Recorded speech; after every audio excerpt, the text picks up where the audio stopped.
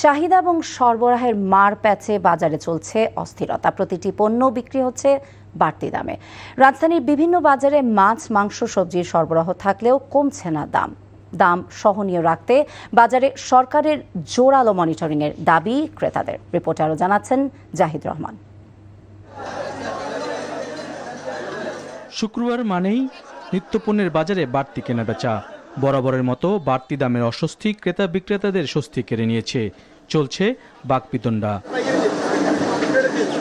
গরুর মাংসের দাম কেজি প্রতি 750 থেকে 800 টাকা এবং খাসির মাংস বিক্রি হচ্ছে 1300 টাকায়। বাজারে মাছের সরবরাহ থাকলেও দাম আগের মতোই। বিক্রেতাদের কাছে স্বাভাবিক মনে হলেও ক্ষুব্ধ ক্রেতারা। ট্যাংরা মাছ 800, ফলি মাছ 700, গোলসা মাছ 1000, চিংড়ি 1200। কেনার সাধ্যের বাইরে, তারপর চেষ্টা করতেছি ওদের সাথে দাম দর করছি। এক উপর আর নিচ চলতে পারবে, মধ্যবিত্ত একটা শেষ। মুরগির দাম কিছুটা কমলেও এখনো সাধ্যের বাইরে অনেকের। আমরা ঈদের পরে 420-30 এরকম বিক্রি হয়েছে, এখন বর্তমানে 360 টাকা বেচতেছে। অবশ্যই একটু বাজার পর্যবেক্ষণ করা উচিত আমার মনে হয়। সবজির দামে এখনো নেই সুখবর। প্রতিটি সবজির দাম 60 থেকে 80 টাকা কেজিতে বিক্রি হচ্ছে। বেগুন বিক্রি হচ্ছে 120 টাকায়।